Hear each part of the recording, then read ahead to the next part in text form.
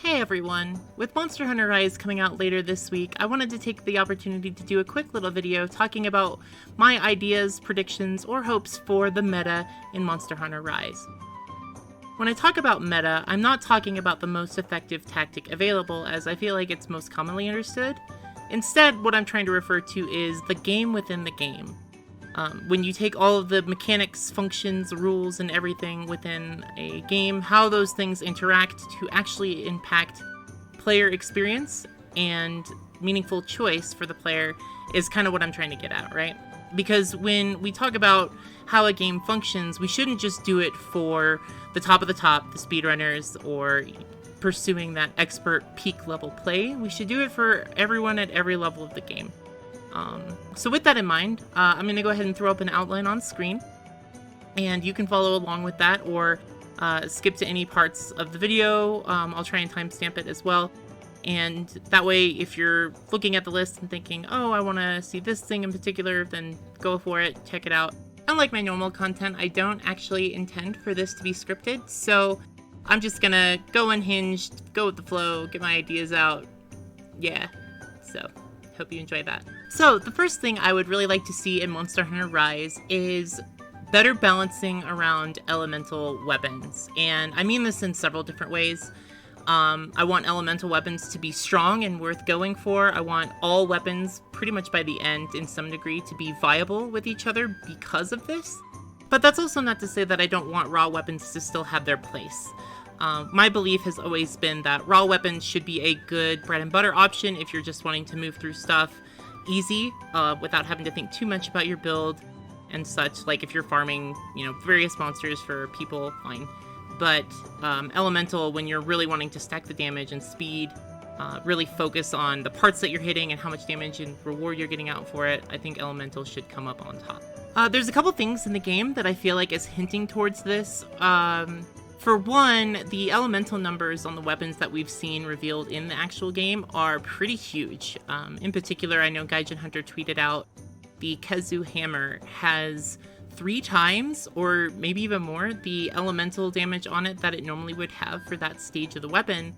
And especially for a weapon like Hammer, that if they're wanting to make elemental viable would need a substantial boost, that seems massive. And assuming that all other weapons to some degree follow that, especially since they're not bloating the numbers like they have in World and most of the mainline games, just really screams to me that they are serious about making elemental damage impactful, meaningful, worthy of choice, and so on. Along with this, there are a number of attacks on weapons and weapon changes in general that I feel are elemental focused. For example, in the demo version 2, Longsword's damage actually got reduced from 66 on the head of Great Izuchi per pop to 46. Now this obviously could be just a reduction in Helmbreaker damage itself, because Helmbreaker was already very strong and needed that nerf, I believe. But I also immediately thought too that maybe they intend to add element into it so that elemental plays a bigger factor in optimizing your Helmbreaker damage, whereas in World, elemental did not get applied to Helmbreaker at all, thus incentivizing a very specific non-elemental style preference. Insect Glaive as well had its aerial damage increased, which on its own is great, but then when you actually think about how fast the A attack comes out in the air and how quickly the attacks strike, if that's hitting an elemental zone with the elemental changes that we talked about, oh man, I could totally see elemental aerial Insect Glaive builds being maybe one of the best damage options, especially since they have improved monster AI and monster aerial hitboxes to make the air far less safe and comparable to ground combat in terms of needing to position and think about how you're approaching. So those are just 2 examples I thought, and I'm really hoping to see elemental shine in Monster Hunter Rise. Another thing I'd really like to see is defensive skills creating larger windows for offensive advantage.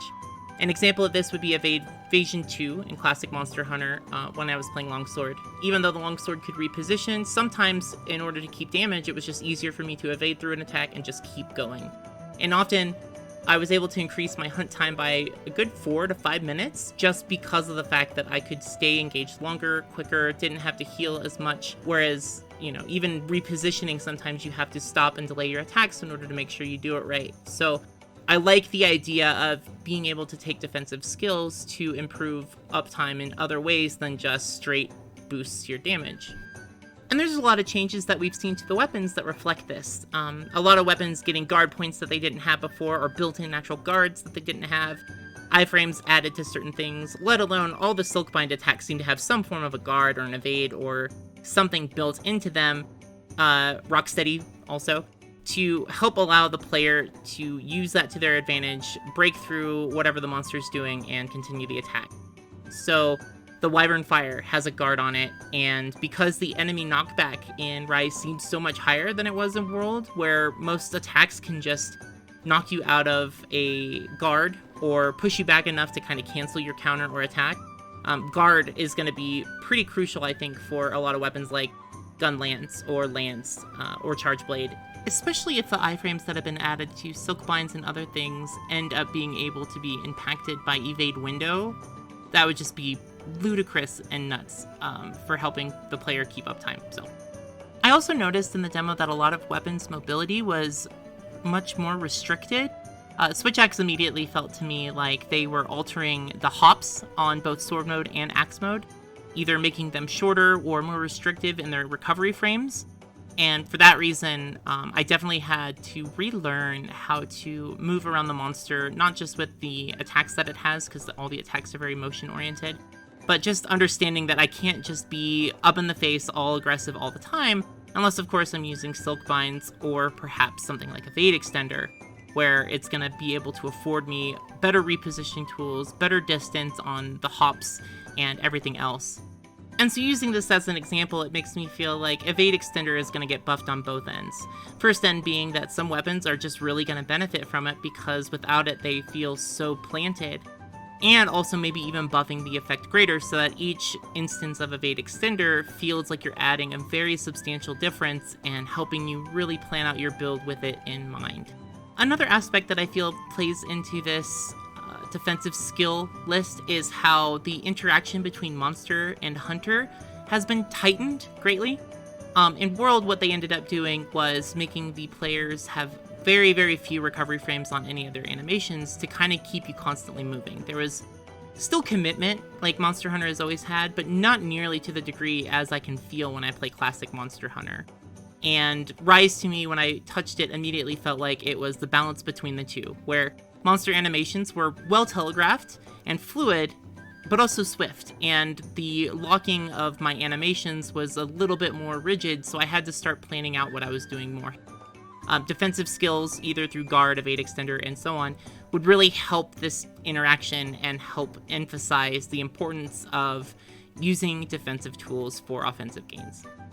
And the last big thing that I really hope to see changed in Monster Hunter Rise is the decoration system overall. Especially having played classic Monster Hunter so thoroughly, I've come to realize that the skill game in classic Monster Hunter, as complicated as it is, and needlessly so, does feel better and more rewarding, both because I'm crafting the decorations, which they've already confirmed is in Rise, but also because the skills just felt very substantive and limited. So even though we've got the similar decoration and skill system as it is in World, they have said that it's going to be the best of both worlds, and there's a couple ways I feel like they're going to try and achieve this. One of the first and most obvious ways I think they might change the decoration system is just changing what decos are at what tier with what power. So most of the powerful decorations in World were level 1 and level 2. So you had crit boost, weakness exploit, back when it was still relevant, maximum might, and agitator, all at level 2. And then you had attack boost and crit eye all at level 1. And then the elemental buffs, which ultimately fell off, were also level 1.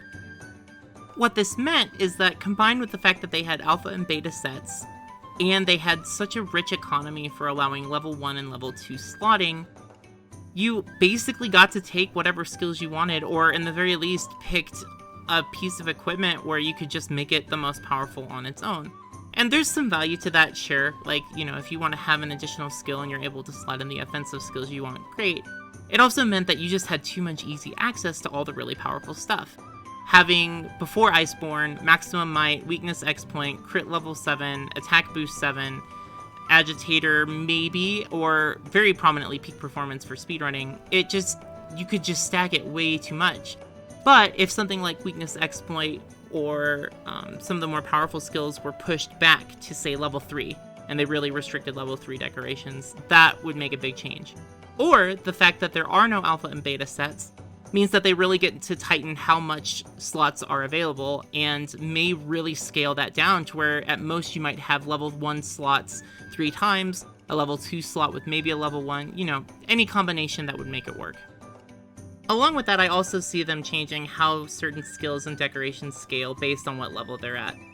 Similar to Maximum Might going into Iceborne, we saw how basically past level 3, its entire effectiveness changed, and they basically made what used to be Maximum Might gated behind level 4 and level 5, and that was a lot of commitment. The only reason I think Maximum Might ended up falling off the meta was just because it was one of the few skills that had such a drastic gate behind it, and there were so many other skills available you could just slot in, that it didn't matter. But if every skill was treated almost in the same way as Maximum Might, I think we'd have a lot more interaction and engagement around thinking about what skills would be better for what weapons under what situations. And with that too, I think we could open the door to things like Razor, Sharp, and Critical Element, and other effects that were gated behind set bonuses come back into play as something we could try and slot into every set. Especially with Razor Sharp and Crit Element, I would love to have the ability to put that in any set I want, to a degree, with the appropriate cost. For instance, maybe Razor Sharp up into level 3 has a very minimal effect on how it decreases your sharpness, or maybe does something different entirely, whereas at level 5 then gives you the full effect of Razor Sharp and wants you to make that commitment in order to earn it.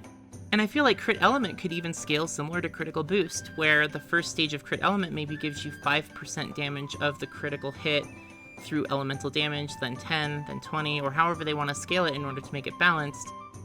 And then that way, again, like I was saying before, that would help make Elemental more viable and give us a lot more diversity in how we can build skills in order to reach maximum damage depending on the situation.